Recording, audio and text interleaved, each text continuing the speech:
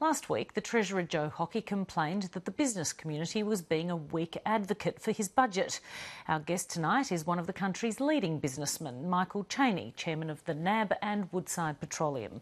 He's also Chancellor of the University of Western Australia, and he joins us now from Perth. Good evening, Michael Chaney. Good evening, Emma. You're one of the country's top businessmen. How much responsibility do you take for the problems the government is facing in trying to sell its budget? Well, I think all of us have a responsibility to speak out if we feel that there's a message that ought to be heard, and I think business has done that. One of the challenges is making a voice heard. You know, there's a lot of noise in our society, and it's very difficult to get a rational argument out in the public domain. You know, people tend to go for short grabs and so on, and I've certainly seen quite a few business leaders and organisations make comments in support of the budget and various aspects of it, but it tends to get lost in the noise. The Treasurer says he's the most hated man in Australia. You've been dealing with politicians for quite some time. Do you think he's being a little too thin-skinned? Yes, well, I doubt if that's the case. You know, it's pretty tough, I think, getting a message out, and the same goes for the government. You know, there's a tendency, I think, today not to, amongst the population, to engage in serious policy debate. A lot of people don't read newspapers, and I imagine it's quite frustrating, actually, if you've got a plan and you want to outline it, and you know, you take opportunities to describe it and justify it and so on, and often you find that the reportage of it is not accurate and it's not thorough. And of course, there are always contrary voices as well, and so it's quite difficult in practice. There has been, you would concede, quite some policy discussion, and in fact, a lot of consternation about the way Joe Hockey has approached the selling task as far as actually marketing his measures goes. I mean, from what you've observed, do you think Joe Hockey underestimated the task of economic reform and more specifically the job of convincing Australians that the sacrifices they're being asked to make are fair?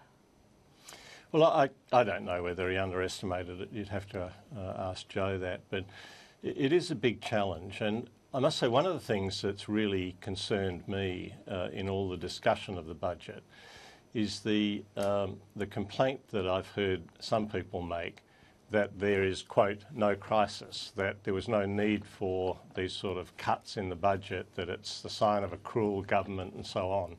Well, the fact is, as plenty of people like our Treasury Secretary Martin Parkinson have said, there is a crisis. It's not an immediate crisis, it's a medium-term crisis, and if we don't address it now, it's at the expense of future generations.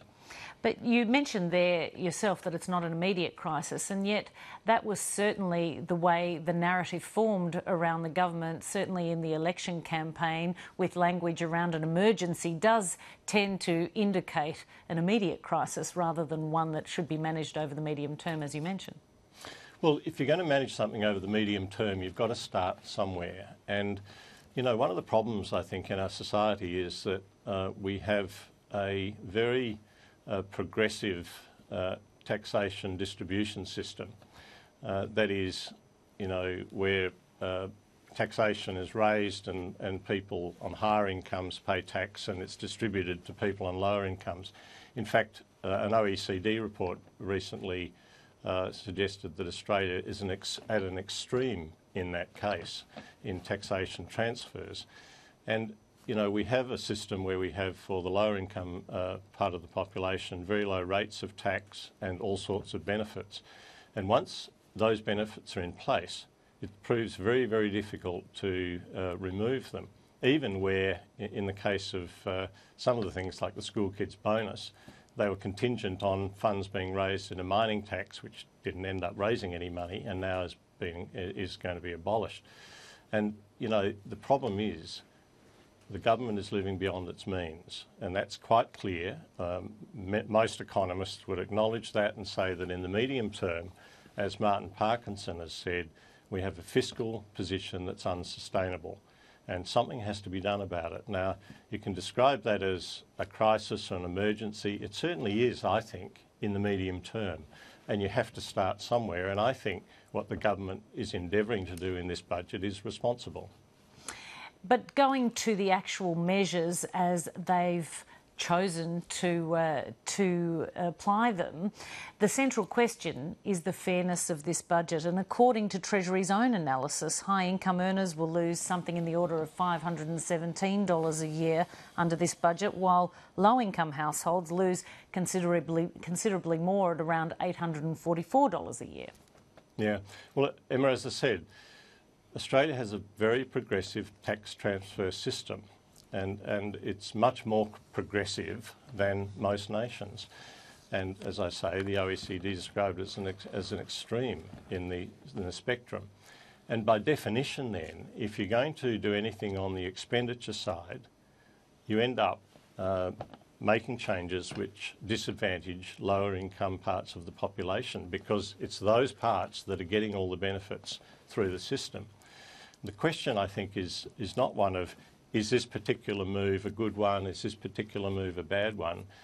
What one needs to do, I think, is stand back and say, are we in a reasonable position or are we in a dangerous position, and what can we do about it? And to give you an illustration, we've been through a number of years of quite solid economic growth, and yet we've built up deficits each year. If the government's savings measures are rejected by the Senate, then the cumulative deficit that will have built up in the years to 2018 will be about 20% of GDP.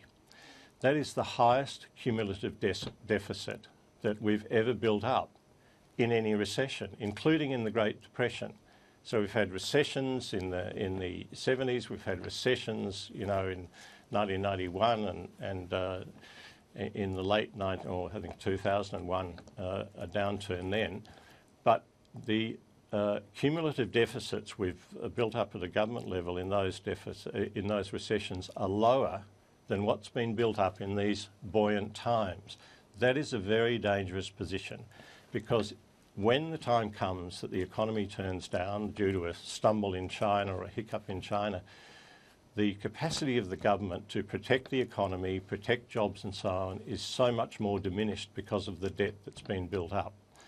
And any sensible economic commentator will tell you that something has to be done to the structure of the budget in order to get us into a position that is safer. Because if we have a downturn, it's the lower income people who are going to suffer. It's the people who are in jobs who are going to be thrown out of jobs. And you end up with a situation we've seen in Europe, where they've had a build-up of government debt, and when the downturn came, they weren't able to do much about it, and they tightened the reins, and you end up with 50% youth unemployment. Now, we're a long way from that, but it can happen very fast. In Ireland, they went from our sort of debt level to 120% debt to GDP in a very short time, and their unemployment level went from 5%, below ours, to 12% within a couple of years.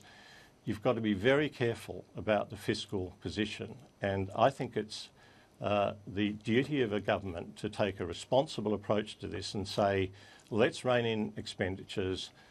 We're going to need to do this over a number of years and make sure the revenue account is appropriate, because we want to make sure that future generations aren't disadvantaged. But when the Treasurer says there's no alternative to his own strategy for bringing down the deficit, he's not being entirely honest, is he? I mean, he could rein in negative gearing, drop or amend the paid parental leave scheme, start raising more tax from superannuation contributions. He doesn't have to hit more considerably the lower end. No. Well, there are, of course, many, many options, and a government has to take a judgment about what's in the long-term interest of the country. And if you take some of those examples, you've got a superannuation system which has tax concessions in it, and they're in it because governments have wanted to ensure that in future people are able to fund their own retirements, and they're not relying on governments and therefore the taxation of others to do so. And so any change you make there has an effect on that issue. And it's the same with every particular issue you consider. And so it's up to a government to make judgments on that. I mean, if you abolish negative gearing, which I personally think wouldn't be a bad idea, there are negative effects. It has an effect on the housing industry, on home building, which is a very important part of our economy. And there are trade-offs. And, you know, you basically rely on the government to look at these things and say, what do we think is in the interests of the nation in the long term, and go forward. The important thing, I think, is to have certainty. And I saw some comments of Clive Palmer a bit earlier about whether business feels that he's disrupting things and causing uncertainty. Well, I think business does feel that. Business wants certainty, and we expect that when there's an election and there's a platform of a party and they're elected, that they're able to put that into place. And, you know, that is a very important part, I think, of the business scene. But doesn't he have the right to exercise the balance of power the Australian public have gifted him?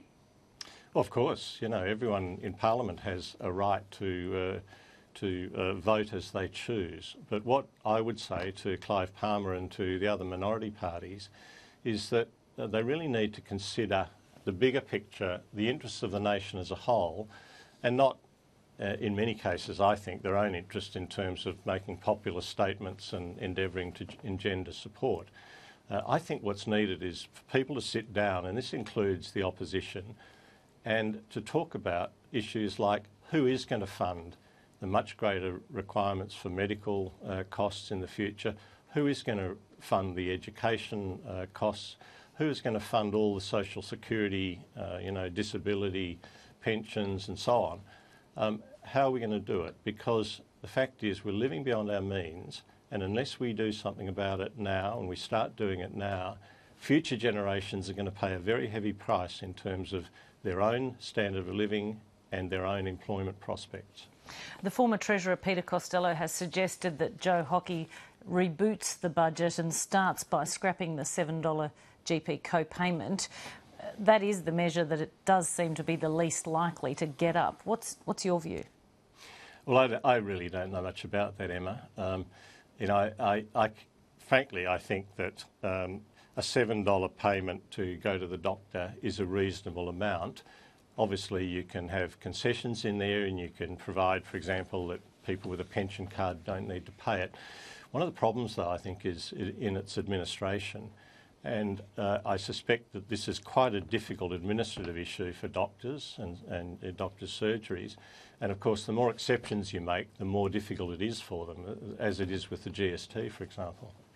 And just quickly before we move on, as the Chancellor of the University of Western Australia, I want to know how you feel about the government's decision to start charging interest rates of up to 6% on student loans that up until this point have been adjusted for inflation, but apart from that, interest-free.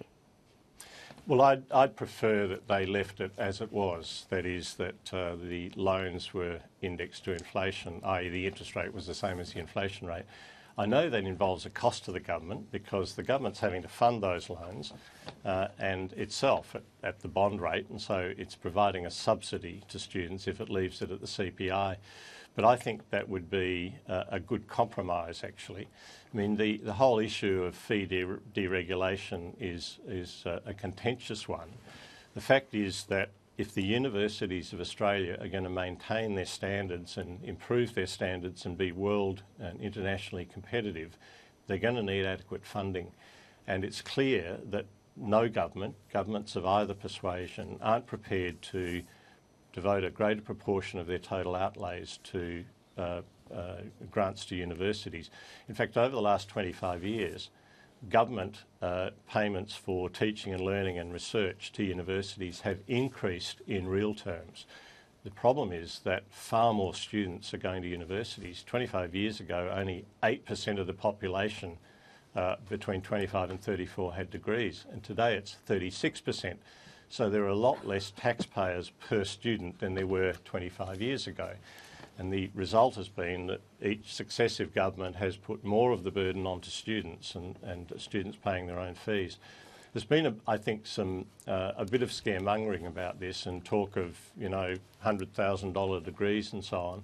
to put it in perspective, a science student, to do a science degree, three-year science degree now results in a HECS debt of about $24,000. With the proposed changes from 2016 and the government reducing its input by 20%, that degree had cost about $34,000, $35,000. And I think it would be better if it were growing at the inflation rate and not at a bond rate up to the 6% cap. On to some other news from today. A class action is being launched against the banks. NAB isn't being joined in the action just yet, but is expected to. The lawyers say late payment fees and penalties are a real problem, and that I'm asking you, is it fair to charge customers $35 or thereabouts when the true cost to the bank we now know is somewhere between $1 and $5?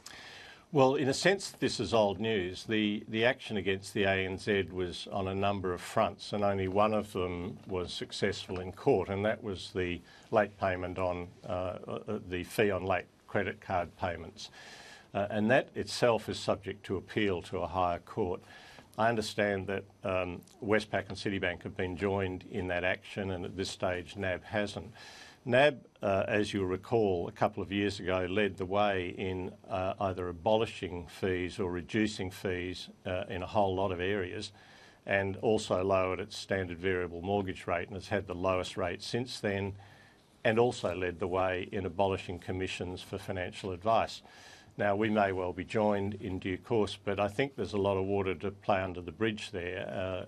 So can you just, sorry for the interruption, but can you just tell us what you charge customers, what the NAB charges customers in terms of those late fees? No, I can't tell you today, Emma. The late fees are really quite modest, I think. You know, as I say, a couple of years ago, NAB either abolished them or reduced them to much smaller amounts. Well, can you tell us what you consider to be modest? $35? No, I can't.